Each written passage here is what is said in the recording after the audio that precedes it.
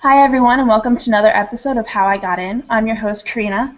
Every week we seek to answer the probably most common question that a college-bound student asks, and that is, what do I need to do to get into this school? And today we're going to help you answer that question. Today we're talking about one of the most elite colleges in the world, Harvard University. And with us today is Harvard student Olivia Plana. Hi Olivia. Hi, how are you doing? I'm great. Now, at Harvard, what is your major? What year are you? Do you have any minors? I'm a rising senior. My concentration, we call them concentrations here, is human developmental and regenerative biology, so basically like stem cell biology. And I'm getting a secondary in studies of women, gender, and sexuality. A secondary Wow. minor, sorry. So how do you come up across that?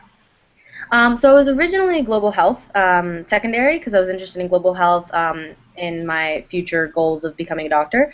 And then I took a course that I really enjoyed that was actually the medical management of the female body, which I thought was really interesting and essential for anyone who's going to become a medical professional to understand that there are issues with gender and transgender and how to deal with different kinds of diseases that are gendered inevitably. And so I realized that that was actually really interesting, and I was also attracted to it socially as a female scientist, and discovering that I was one of few in the scientific research that I'm doing on campus. So.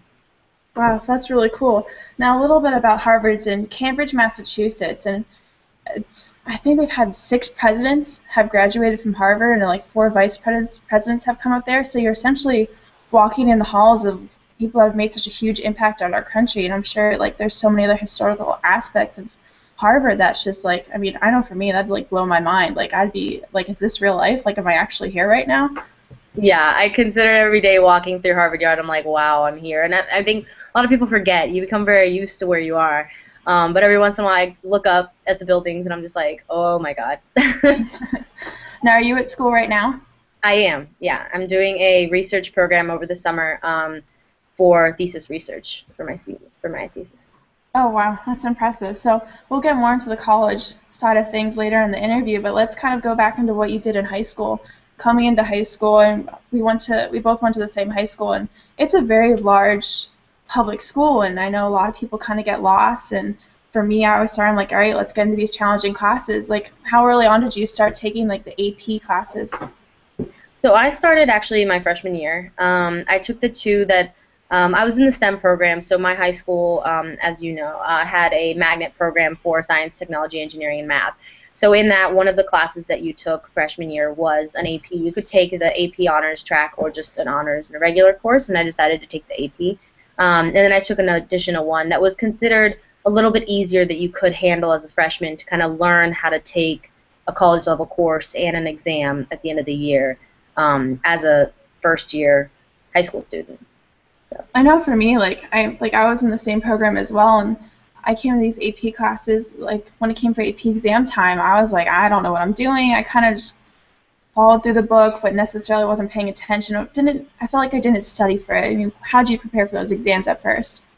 So it was kind of like a black hole. You didn't really know what to expect. You hadn't done anything like it. Maybe it was like going to be like a final, but even then, it's a whole different ballgame. It's very standardized, very structured.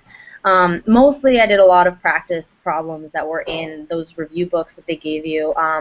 The teachers that I had were actually really great, and they were able to give us a lot of materials. A lot of the tests that we took throughout the year were kind of modeled after the exam, which really helped prepare you for the types of questions they would ask and also how to respond to them, how to do the essays if there were essays, and that kind of stuff. So mostly it was just a lot of practice, which I think practice problems and reviewing the material is essential like forever. So. Yeah, no, I agree. And so like freshman year, and you're kind of going into your sophomore year, and did you take the PSAT your sophomore year? I did. Okay. Our school had it that you could take it. I think they paid. It was a public school, so they paid for it, and you could take it as a practice sophomore year, and then the real one's junior year, I believe. Yeah. So did you feel like taking the PSAT your sophomore year, did that help you kind of, was it a good exposure to the SAT format? Yeah. I mean, it's like a shortened version. I personally didn't like the SAT that much. I was more of an ACT fan. But the PSAT, the practice was good because I mean, when you do the actual PSAT, it gives you opportunities for National Merit Scholarship and that kind of stuff. So it gave you kind of a good estimate of how you would actually do the following year when it counted. Um, and so I would recommend taking it if you could as a practice just once. But don't stress. I wouldn't stress too much over what you get. I mean, if you don't get the limit that gets you to national merit, you can still do better on the SAT because there's a whole other section that's not tested in the PSAT, I believe. Right. And also, your sophomore year, what kind of AP classes were you looking at? So I think I took psychology, world history, and biology. AP. So I took 3. So I like increased each year in the number I took. Um, but I liked that combo. Uh, I was science oriented, so psychology made sense. Biology really made sense for me because that's what I'm doing now. And world history was just, it was a requirement that year, and so I just decided to take the harder version. Right, I did practically the same. I didn't take psychology until my senior year, but with AP biology, that's one of the toughest AP exams out there. How did you prepare for that exam? So for that one was a lot of reviewing material. There was a lot of some memorization of just processes, but also just a lot of practice. And honestly, I just had the most amazing teacher in that I could ever imagine. I mean, he got me interested in biology. So you probably know him, Mr. Benskin. So so he really prepared. We did at every exam that we took in his class. We did like essays along the way and that kind of stuff. But I think really taking practice like tests, even if they're just sections, like dividing it up into like I don't know, photosynthesis and then like a bunch of other like little topics, and taking like practice tests within those topics really helped. Yeah. You said that as you went through high school, you increased the amount of AP classes you were taking. And I know from in my experience, I found that there was kind of for some students at least, there was like a sweet spot in the amount of classes that they were taking. I know I took some ACE classes as well as AP, and I even took some ACE exam versions of the AP class I was taking, which obviously helped me get college credit in the end. But do you think there is like a sweet spot for college students to be taking where they don't want to find where they want to challenge themselves, but it's not to a point where it's overbearing and they find themselves like falling underneath all this pressure? Yeah, so I mean, for everybody, it's different. I kind of went overboard. I do admit that my junior year was hell. I was taking 7, which I would not recommend unless you really, really like them. And ultimately, I think the key is always having like, and I would even say this in college too, is always having like at least 1 or 2 classes that don't require as much intense work on your behalf. Because if you're going to be taking so many other classes, you just can't handle taking that many classes 100% intensely and do well. Having like a good balance of, if you're really into science or if you're really into humanities, you might be able to take really intense classes in those and do well, much easier than taking some other ones. But it's good to have a balance, a little bit of everything. And I mean, I think if your school offers ACE, ours did, and I took some as well. I took exams without taking the class because a lot of them overlap with APs, so you could do that. I think like definitely. I mean, it's more effort if you have to do more exams. So, but if you think that you're not going to pass the AP and you have more chance passing the ACE or vice versa, you might as well if your school offers it to get that college credit. But keep in mind that you also don't want to overload yourself, take all these classes. You might do well academically, but if you're going to fail every single AP, it also doesn't look good because then it's really the whole point of AP is that it's a standardized class that colleges can say, okay, every school's teaching it. However they may be teaching it, you got the same material out of it because you did this well on the exam or whatever. So really, I mean, not to put a lot of pressure on the exam, but the exam is really how they determine if it's, if you really got the material at a college level. Because if you didn't pass it, then you really didn't learn it as well, and that just honestly meant that you probably weren't taught that way or your school was teaching it a different way than what they intended. Yeah, no, like I completely agree. Like I did the same thing, whereas, the the class, like unfortunately, by the time I got to my junior year, I had pretty much mastered like AP exams, and I had a good feel of what I needed to do to study. But taking those, if your school obviously does offer that optional, you can take the ACE exam as well. Like it's a backup just in case something goes really wrong with that AP exam. Mhm. But focusing more also on the junior year, it's probably one of the most important years in regards to your like how you are as a competitor for college. When did you start taking? Did you start taking the ACT or the SAT during that year? I did. So I took my SAT in January of my junior year, and then I took the ACT in February. It was kind of later than a lot of other people taking it, but honestly, it was just I could use more time studying for it. Didn't really want to have to take it multiple times. And you honestly have the whole year. I mean, it really depends on you. If you study the whole summer before junior year, you can go ahead and take it like right when you start. That way you don't lose what you studied. For me, I studied mostly over winter break, um, and really took the time from summer onward to study.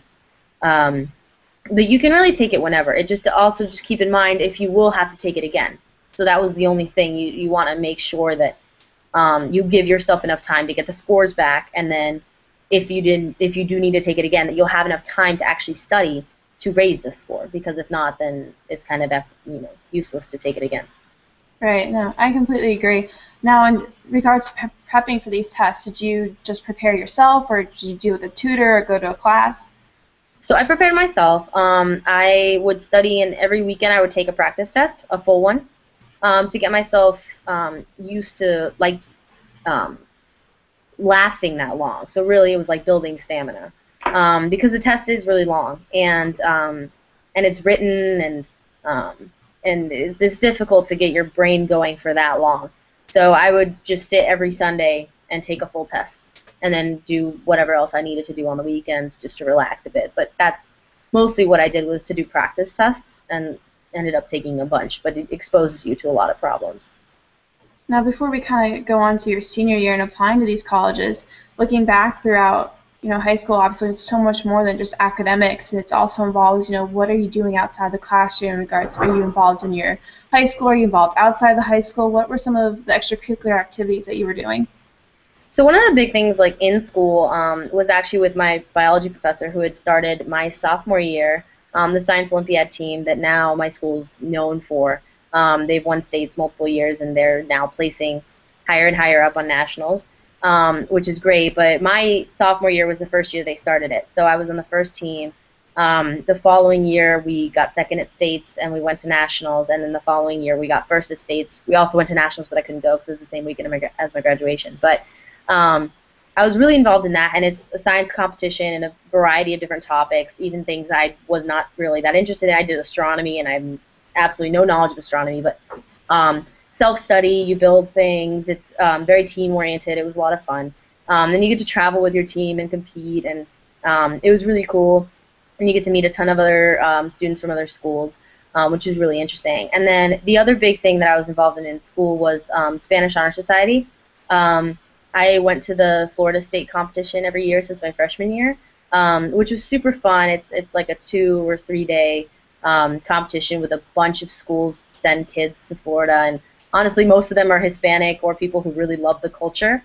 So they make sure it's very culture oriented, as well as you get tested, you have to speak in Spanish and that kind of stuff. But I really enjoyed it because you have to prepare for it, as well as with your team, if you're gonna recite a poem or recite a poem or perform a play.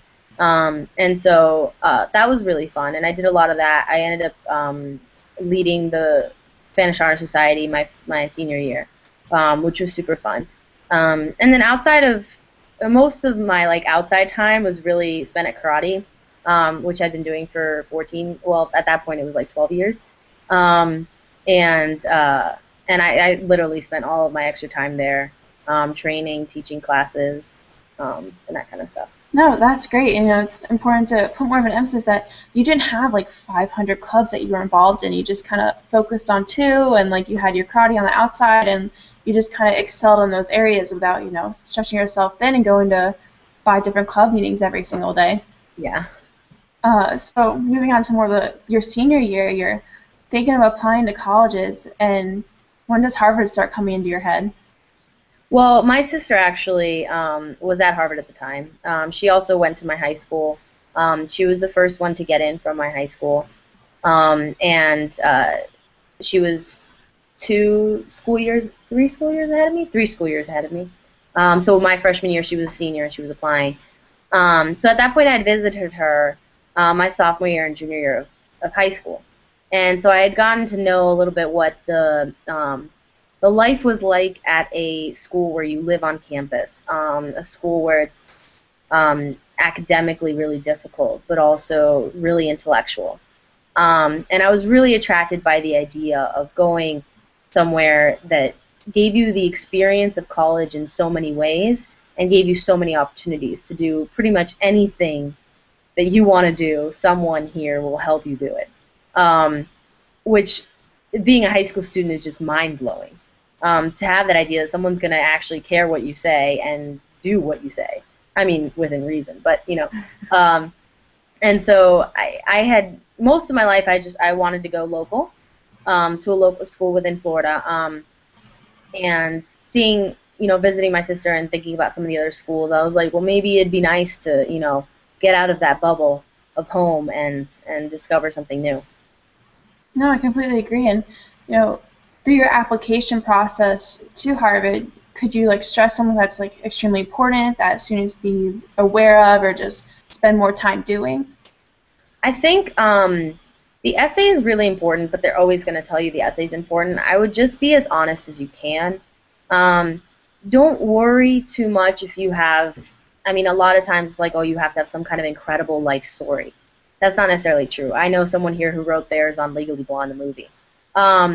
So, I mean, it's really ultimately like, um, it's kind of like rolling the dice, to be honest. That's what my admissions officer used to say all the time, or advisor at school.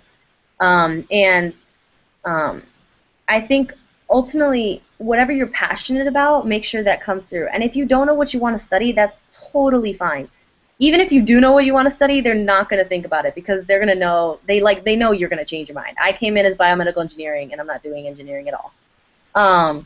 So they're completely fine with that as long as you have something that you really enjoyed doing in high school or whatever you were involved in. If it was something like that, if it's a personal family thing, whatever motivates you, write about that and be as honest as you can. And it's the best way for them to get to know you because ultimately you're sending in a bunch of papers, a bunch of numbers, and everything's on paper. The one thing that can make you a person to them is the essay and realizing that you're different from all those other people that have the same grades, same involvement in a bunch of things, same scores. So I would put a lot of time into that, and then just make sure your application, reads nicely, everything's correct, and that kind of stuff. Now you get that Harvard acceptance letter. How'd that feel? It was incredible, actually. I remember being with my mom and like freaking out beforehand, and actually checking beforehand and getting waitlisted at Yale, and I was like, dang it. But I guess it was for a reason. So, yeah, no, it was incredible. I was super ecstatic. So, just really happy. At that point, I was choosing between Harvard and MIT, and that was actually a really hard choice. So, but I'm really happy with my choice. So. No, that's great. I mean, if I had to choose between Harvard and MIT, whoa, I don't think I'd be able to make that decision. Yeah. So obviously, you get to Harvard, and I mean, is there anything like about Cambridge that truly like captures you? Well, it's really nice. So Cambridge is like right next to Boston, which is a really big city, a really wonderful city. But it's kind of like being in the suburbs. And it's really nice. It's very charming. It's small. There's enough to do that you won't get bored, but also not enough to do that there's still reason to go out into the city. But it's nice because we're close to Boston, but we're not in Boston. It's a lot safer. I feel completely fine walking around campus at like 11, 12, 1 in the morning, at any time, really, because it's really safe and just really getting to know the area and knowing like I know where this is, where that is. But there's a lot of history here too, which I think is really incredible and like insane. When I moved in, The freshman dorm actually has a list that they give you of everyone who lived in your room um, ever since like it was That's built, so cool. which is really cool because you can see if a president lived there, or if a congresswoman lived there, um, or pretty much anything, or if Natalie Portman lived in your room. So like pretty much anything there, it's all listed there, and your name will go on there for the next people that come in, which is really cool. So. Now with the housing at Harvard, I believe it's like you have like houses that you're living like throughout like your time there, or Yeah. So the house system is actually one of the best things. Yale has something similar where they do colleges. So you get in and they actually tell you like, oh, you're in this college, and a lot of people are like, wait, I thought I got into Yale, but you are. It's just like it's kind of like a mock of ours. The first year you live in the yard. So the traditional like look of Harvard yard. All the freshmen live in those dorms that are surrounding it, and then at the end of freshman year, you pick a group of your really close friends that you want to live with the next, 3 years, and your whole group gets kind of randomly sorted into a house, kind of like Harry Potter and the Sorting Hat. yeah. And so you just get put into a house. There's 12 houses, and they each have their own dining hall. They each have their own libraries, gyms, common rooms, and all that kind of stuff. So you basically have everything you need. It's like a home, and it becomes your home. And each house is different, has different perks and benefits and drawbacks, and everyone that you talk to will say their house is the best. Mine is, of course. And but I really like it. You get to know people, and at that point you have people from all different grades. So it's really neat because you get to meet everybody, get different perspectives from different people, and they're also tutors. So there are people that are grad students, or medical students, or law students, or people who've already finished that live with you. And once you're in the houses, they treat you like they're equals. They'll have dinner with you, and they're there to be an advisor to help you in case you need to pick classes or get an internship. But they really become just like friends, mentors, and it's really cool. It becomes a family. No, I mean, I don't know about you, but I think every university should have a Harry Potter style of sorting into houses for your time there at school. Now, if you looking back onto high school and through the college application process, is there any advice that you could give to high school students about, don't stress about this or do this instead of that? Yeah, so I actually wrote up like a huge packet of like how to do it because I had a lot of friends that were your year, so they were a year below me, and they were all asking me from every angle, and I was like, can I just write something and send it to you so that you can be done? So basically, like, I wouldn't stress too much over, like, I guess make sure that, your scores are at a place that you think you can contend. But if they're a little bit lower, don't stress about it. It's fine. Just try and pull yourself out from other angles, just because you don't have a 1600 on the SAT, or I don't know if they're changing the numbers, but just because you don't have a perfect score on the SAT does not mean you're not going to get in. I definitely did not. I had one of the lower end ones that most people that like is probably below the average, but that doesn't really make that much of a difference. I mean, my ACT was higher, so you can try different ones. I personally like the ACT better if you want to take it. I would suggest taking subject tests though. For the SAT has subject tests, and I would take those like the year after you finish the course. So like there's one in biology which I took after I took AP Bio. There's one in U.S. history which I took after taking U.S. history, and there's a bunch of them. Try and take like at least 3, and see how you do. Colleges like to see that, and it's something else you can send them. So if your SAT isn't that strong, but you did well in one subject, that's really going to help you. And then ultimately with the essay, like I wouldn't stress too much about it. I stress a lot about writing, and so for me, I stress that a lot. But give it to a lot of people. It might make you uncomfortable because it's something really personal, but having different people read it, and if they can read it and say, okay, yeah, this is you, then you're getting closer.